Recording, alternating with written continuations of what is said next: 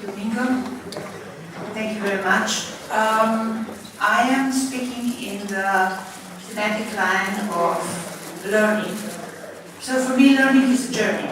And today I will share with you my journey about terraced landscapes from the beginning.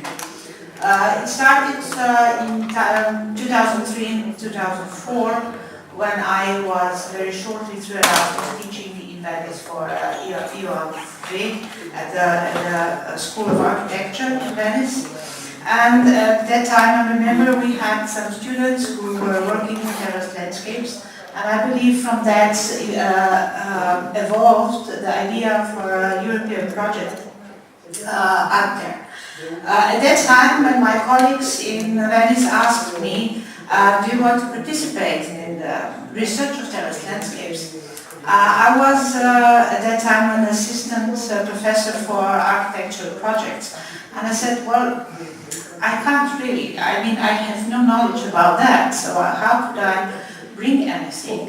And I was trying to find some people in my home country to be involved in that, and I couldn't. You know, I didn't have, during my education, I wasn't confronted with terraced landscapes. During my practice, educational experiences, research, I never tackled that theme. But being loyal to my friends in Venice, I said, okay, I will do that. And so the journey started. There are many experiences that I gained from this journey, and this is part of the book which was published as an art project. We started to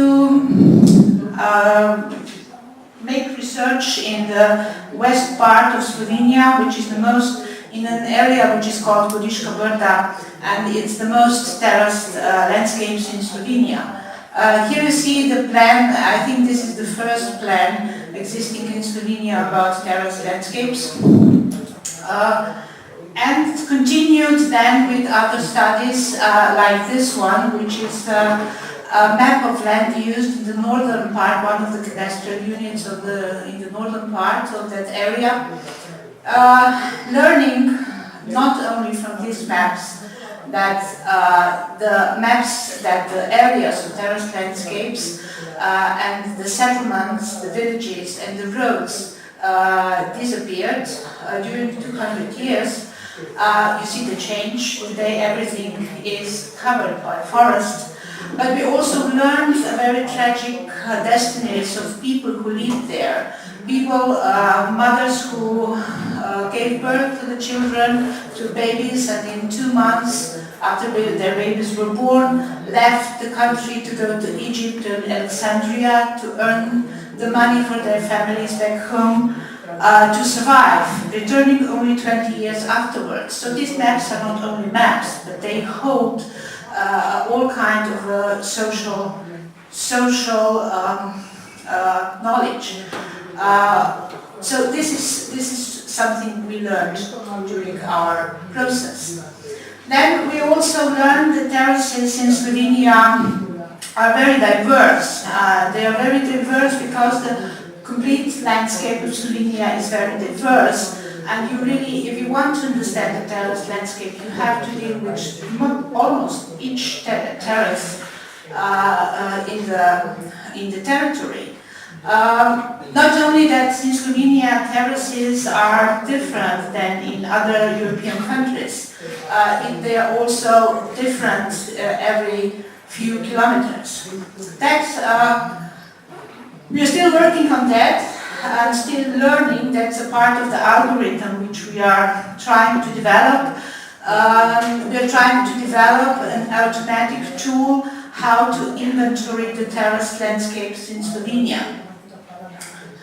Then another thing which we learned through our studies was that the Mediterranean region in which we started our research, only a couple of kilometers away from the Adriatic Sea, can sometimes, every 5 years, turn into a really alpine area. So there are big changes during the seasons, and another thing which we could observe was that the soil in this area was very sensitive to the rainfall.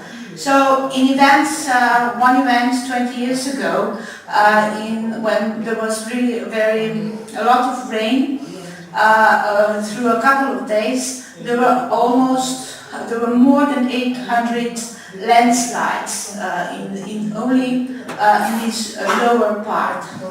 So the question with which we were confronted is, how can we help, or how can we intervene that the farmers wouldn't need to pay so much for the damage, or they wouldn't work so much only to repair their terraces. And through an interdisciplinary work with different professions, different disciplines, we were able to make a plan, to develop a methodology, and at the end also to construct the terraces. The terraces were constructed at the end of September, so the vines could only be planted in the beginning of April, so there was 6 months time span, and during the winter, of course, there could be a lot of erosion. So we learned also that we can protect with I think this was barley, that we can protect the terraces against erosion during the winter, and then we planted the vines in the spring. And this is the final result of the construction. Now it's here you see more into the detail how it was constructed, and now it's 12 years afterwards. So in 12 years, the farmer who did that, whose land it was, didn't spend one single day to repair the terraces. So the method is successful, the experiment was successful, and we also disseminated this knowledge, which we gained through our research, to the people who live there. And you see there are only men, because traditionally only men can work with terraces in this area. We published a small handbook for the people so that the people would learn about the new methods. We were able also to publish some of our experiences in the local newspaper. It was a theme of 3 months, the terraces in this area, and there were also some interviews made with people how they feel about the terrace landscapes. Well, however, it's unfortunately, and that's something I don't have an answer to, the knowledge which we gained and which we gathered through our research, and we got that knowledge from people who lived there, from different disciplines and so on, circularly didn't come back to the people. So this September I was in the field, and you can see that the terracing still goes on in the way that there are landslides. Like here. I mean, this really is a big failure, because it means the farmer has to redo it, actually the whole slope. Or this one, this is a new phenomenon in the area where the farmers are terracing over 10 hectares. That was not the case traditionally, but not that. That's perhaps could be accepted, but of course this erosion which appears on the slopes is much more worrying. For the new coming issue of Analysis, Michel Pimbert has written rural communities have been historically the architects of terraced landscapes and of cultural landscapes. And perhaps in this sentence also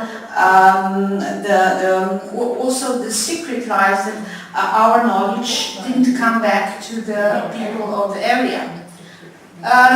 However, we were able also during our research to find slopes which are not formed by the people but by the animals, and it almost looks like they were in some way managed. Here the light and the snow gives or supports the pattern to become even more visible. The other example of such spontaneous development of the landscape are enclosed landscapes in the karst area. You can see them here. These are the sometimes terraced areas and sometimes not. Mostly here, very close to the woods, where the terrain is, where there is a slope. These are also terraced areas, but here it's a plain and they are not. People have always built here in the karst area, they have tried to protect their own territory, or they tried to protect the areas where there were animals, not to these animals to go away. And so this is the result of this kind of spontaneous actions. Here you can see an aerial view. For example, this part is terraced and this part here is not. Very hard to determine and to make an inventory of terraced landscapes in this area. But the question is, and yesterday Bas, I think, already mentioned that, how do people feel about those terraced landscapes? Are they aware of them or are they not aware of them? Basically, this is so-called Cherry Festival in Slovenia, and as you see, people are mostly presenting or are presenting only the fruits which come from those terraced landscapes. The cherries, which are a symbol of well-being or of well-living. Here again, as there were only men who can deal with terraces, with the fruits and the vegetables, there are only women. The women were the one who left for a couple of months the area because they took their products of the terraced landscapes. They went to Vienna or other places selling and getting money to survive. So steep geometries, views, emptiness, lights, it's really not something that people who live in the terraced landscapes are aware of, or they would concentrate on that.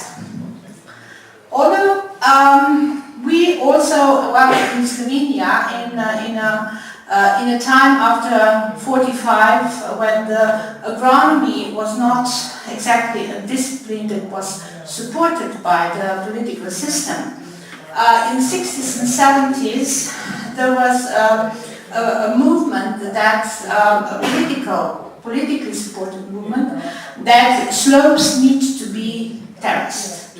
So all over, mostly in the east part of Slovenia, some of the most beautiful terraced landscapes that we have were formed in the 60s and 70s, or in the 20th century. So this is also was an interesting learning. So in a political system which doesn't really, provide freedom, but provides some other opportunities, like these terraced landscapes. These terraced landscapes were constructed according to quite precise instructions by agronomic engineers, and left this kind of traces, which we can observe today. It is in the, with the change of the political system in 1991. I have to say, unfortunately, also these terraced landscapes are partly being demolished. And then the next thing is living in terraced landscapes, so inhabiting the terraced landscapes. Traditionally, in Slovenia, inhabiting the terraced landscape was always at the top of the hill. The slopes, at the slopes there were no houses, and this is also a consequence of the fact that the slopes are difficult to build in because of the soil and of the landslides. And this goes from the west to the east of Slovenia in many or most of the areas you can find this kind of situation. Even in an area which is called Berkini, it's a little bit higher plateau, and where the slopes are extremely stable, so they are very solid, because through research we found out that the terraces didn't move in 200 years. So that if you put the cadastral map on this situation, it is from 200 years ago, it is exactly the same. Well, there are some examples like this one in the Alpine area, where terraces were built next to the village. This is a village that was built in the 13th century when settlers from South Tyrol came to this part of Alps. Here you can also see the inhabiting of the terrace territories had different kind of forms, like these are hay structures, and then you have the smaller houses at the top of the terraced landscapes at the edge with the forest, which also served for agricultural purposes. Young people today, they don't anymore follow those traditional patterns of inhabiting the terraced landscapes, but they would definitely like to change that practice. When we talk about geometries, and we have a lot of discussions with people who live in terraced landscapes and with other professions like agriculture, engineers, was always a problem. Why do we need always to follow the geometry, and why is the geometry so important, and so on? So we went further in our research to the very first human settlements, and to the settlement where artificial shelters or huts replaced the natural shelters that people used to live. This is a settlement called Lebenski Vir. It's along the Danube, and it was built to terraces. But those terraces are not visible in the archaeological plan. Here you see that it was a slope, and in that slope the houses were positioned. This is really the first settlement that's documented, and even in that first settlement, we can see and we can observe that there is some knowledge of geometry and mathematics present. We don't know how, because there are no literal sources, but it's pretty clear. This is a reconstruction of this hut, which also only has light from one side, because it resembles the entrance to the cave. And this is the mountain just across the settlement, because it served like the light was very important here. It served like a kind of a calendar. This is here, you see it a little bit better now. It's reconstructed in the archaeological part and covered by a roof. Then also, if we connect yesterday, there was some mentioning of that distinction between rural and urban. Well, basically in Sumerian cities, the monumental architecture is actually symbolic, it's a metaphor of the mountains. And if it's a metaphor of the mountains, perhaps it's also not only a metaphor, but a direct link with terraces.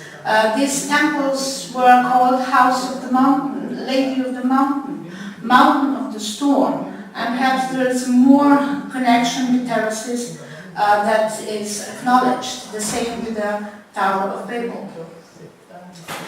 We have seen many beautiful projects, architectural projects. I just want to, with this sketch, show that it's more and more, the architecture is dealing more and more with this kind of a step architecture, with a problem of the architecture in the slope, how to build architecture, building settlement in the slope.